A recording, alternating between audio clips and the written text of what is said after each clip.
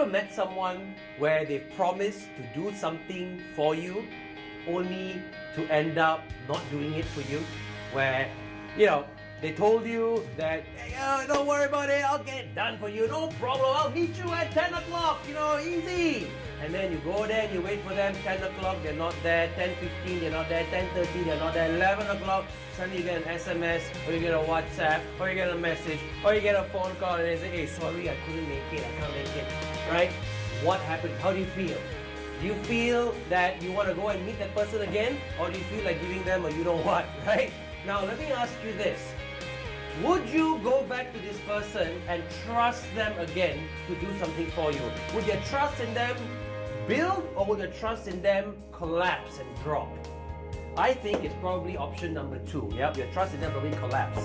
So imagine how many times, guys, in your life have you met people? Have you met friends? Have you met your family, your mom, your dad, your dog, your cat, your sister, whoever, and told them and made them a promise only for you not to keep this promise, only for you to break this promise? What happens to their trust in you? The same thing that happened in the trust that you had to your friend that didn't keep their promise that they made to you. Yes, absolutely. So this brings us to power habits number 5. Are you a trustworthy person? Listen, guys, we all heard of a story about the boy who cried wolf, haven't we? What's the story about? It's a little boy, he's with all his friends, and what does he do? He goes and tells us he's looking after the sheep, right? Like a little shepherd dude, right? And he says, after a while, I think I want to play with my friends. And what does he say? Hey guys, wolf coming! And what did all the friends do? They jumped up, they got their spears, they got their weapons, they ran and said, hey, where's the wolf? And what did the little boy do? He just laughed and said, fooled you! You guys so stupid, you believe me? And then the friends were upset with him, mumbled a little few decencies below under their breath, and they walked away. And this boy is sitting down a couple of minutes later, and what's he saying? Now, I'm so bored. Let me go and fool my friends again and irritate and disturb them. Yeah? What does he say? Guys! Wolf coming! Wolf is really here! What happened? All the friends are running again. Where's the wolf? Let's go and protect all the sheep and protect you. Where's the wolf? And what did the boy do? He started laughing them again. He goes, oh man, I can't believe you guys! First time you believe me, second time you believe me. You guys are so lame, man. And with that, the friends mumbled. This time they didn't mumble any indecencies. This time they shouted all the indecencies to him, right? And then they left. They walked away. Now, what happened the third time? The third time, while this dude is resting underneath the coconut tree, it's a hot day. He feels this wind on his face. And he thinks this wind is the hot air blowing on his face. But when he opens his eyes, he sees the wolf's face staring directly at him. And he screams, wolf, help, save me! His friends hear his screams. What did the friends say? He's probably just talking nonsense again and cheating us, and lying to us. Did they go and save the boy? No, they didn't. And the wolf ate the boy. Why did that happen, guys? Because when you break people's trust in you, are they ever going to believe you again? Especially when you need them to believe you the most. Are you a trustworthy person? A lot of people ask me, they say, Coach Dave, what is the secret to success? What is the secret to really getting what I want in my life? And I always believe this. Can we achieve things on our own, or do we need the help of people to help us achieve what we want to achieve? Absolutely, we need help from people, right? So it boils down to one word. Who can tell me what this is?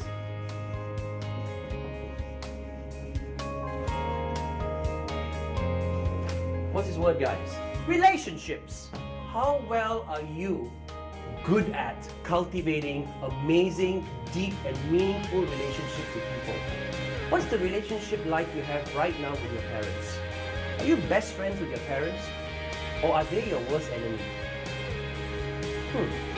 How is it that I can build strong relationships? The secret answer to this, guys, is one word. And let me tell you what this word is. This word is this. What's this word, guys? Trust. When you look at trust, a lot of my students will ask me this question. Coach Dave, how can we build more trust with other people? How can we get more people to trust us? And I said that's very, very simple. If this is trust, the question is this. What is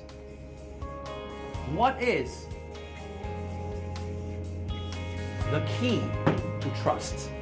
Now, I learned this from an amazing training program that I attended 3 years ago. So if you're a parent and you're watching this, I'm not getting any advertising from them. I'm not making any money out of this. I'm just sharing with you what truly really inspired me and helped me. I got this idea from the Money and You program. It's a huge, amazing program created by a man called Marshall Thurman in the late 70s. Now, he was one of the pioneers of speed learning as well, about how we can use not only our left brain, but our right brains as well to study more in less time. Instead of taking 6 months to learn a brand new language, how can I learn the language in 1 month? And that's exactly what he teaches his students to do. So what we have done is we have taken a lot of those ideas and we've taken a lot more ideas of different other trainers around the world and compiled the Super Champs World's Simplest Speed Learning System. So what Marshall Thurman said about trust is this.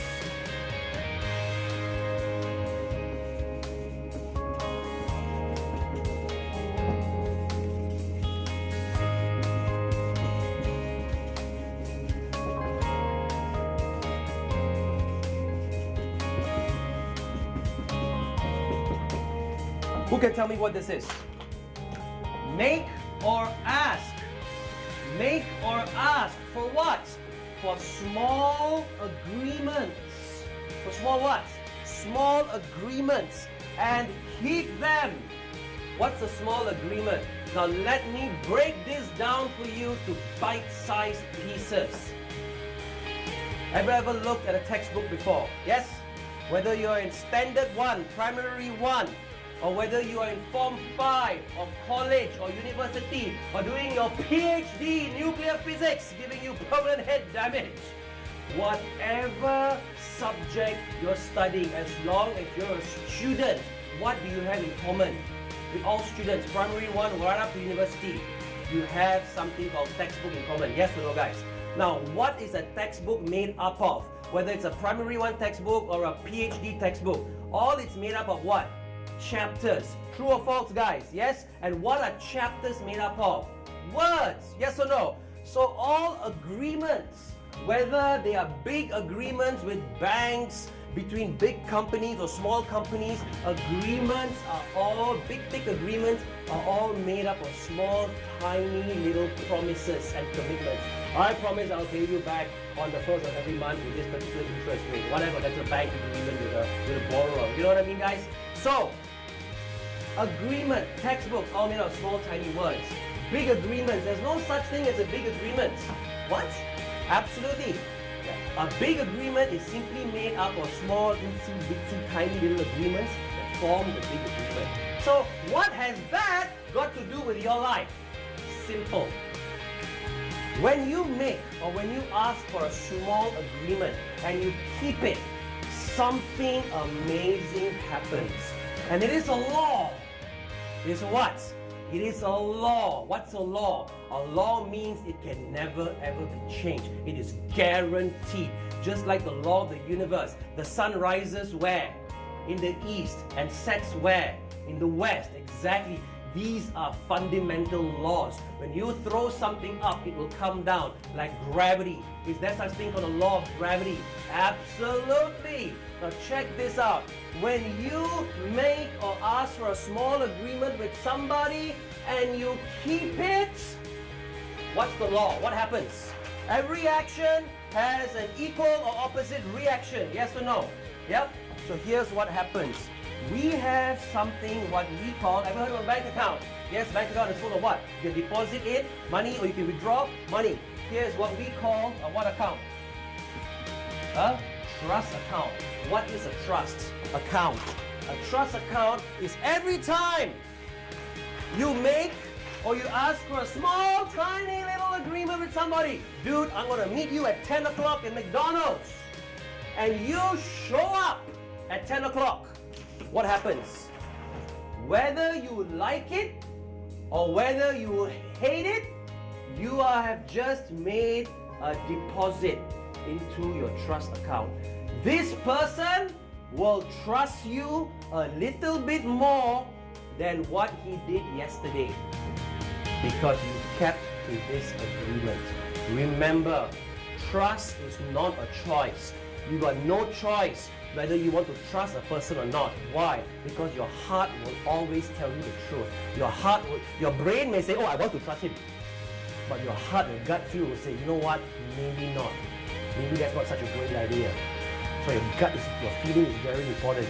Now what happens when at 10 o'clock in the morning your friend doesn't show up? 10:30 is not there, 11 o'clock is wasted your time. What has happened is he has now made what we call from a deposit, he has now made a what? A withdrawal. So you tomorrow will trust him less than you trust him today. Yes or no, guys? The trust account, very, very important. How can you use this in your life? Go to your parents right now. And if you're a parent watching this, go to your kids right now, or go to your boss, or go to your clients, go to your suppliers. Go and make or ask for a small agreement and keep it. For example, students, go and tell your parents this. Mommy. Okay, first of all, what's your outcome? The outcome is what? Say you want to get more freedom. You want your parents to allow you to go and spend some time in your friend's house. Yes? But your parents say, no, you can't do that. Because they don't trust you. The only reason somebody won't do something to you is because they don't trust you. Now, how do you build the trust? Very, very simple. Let me teach you a quick technique over here. Ask your parents and tell them something that you're going to do and do it. For example, Mom, just want to let you know that at 8 o'clock to 9 o'clock, I'm going to be doing my homework. Now, what is your mom going to tell you? Why are you telling me that? Mom, just letting you know. Just letting you know. At 8 o'clock, here's what you do. You go up to your mom and you just casually let her know. Hey Mom, just want to let you know that it's 8 o'clock, I'm going to start my homework now. What are you eating? No, don't worry Mom, just want to let you know. 9 o'clock, you finish, yes? You go to your mom. Say, hey Mom, just to let you know, 9 o'clock, done with my homework, yep. Now your mom is going to think you're nuts because why are you reporting back to her all these things? Now the reason why you're doing it is why? You're silently made. You suddenly what? Made a small agreement with her, whether she liked it or not. You told her, 8 o'clock I'm going to study, until 9 o'clock, you reminded her. Now, at 9 o'clock when you said you've done it, what has happened? This is your mother's trust account with you. You have made a what? A deposit. Is trust a choice? Trust is not a choice. You will only trust a person with all your heart when this person has earned your trust. Yes or no, guys? How do you earn somebody's trust? By keeping your promises with them. Now, you keep on doing this over and over and over and over and over and over again. You put more deposits inside, you will be able to get bigger things. You'll be able to get more trust, and your parents will allow you to do more things what they would not have allowed you to do before, simply because they trust you more. Now, moms and dads, if you are listening to this video right now, wouldn't you agree with me that if your kids kept their promises to you much more than they're keeping their promises to you now, that your trust in them will go up higher? Yes or no, guys? And the more you trust your kids, aren't you itching and wanting to get your kids to do more, to be more responsible for themselves? Don't you want to give them your car? If your child is 16, 17, 18 years old with a driver's license, you want to give them your car. You want them to go out, don't you? But the reason why you don't let them do it is because you don't what? Exactly, you don't trust them. Now, if you did, would you give them more freedom? Of course you would. Students, you're listening to the same thing too. So, what is the fifth power of super champion students? Are you trustworthy person? Do you make deposits into people's trust accounts? Or is your trust account so empty that you are bankrupt? You choose deposit or withdrawal. The choice is up to you.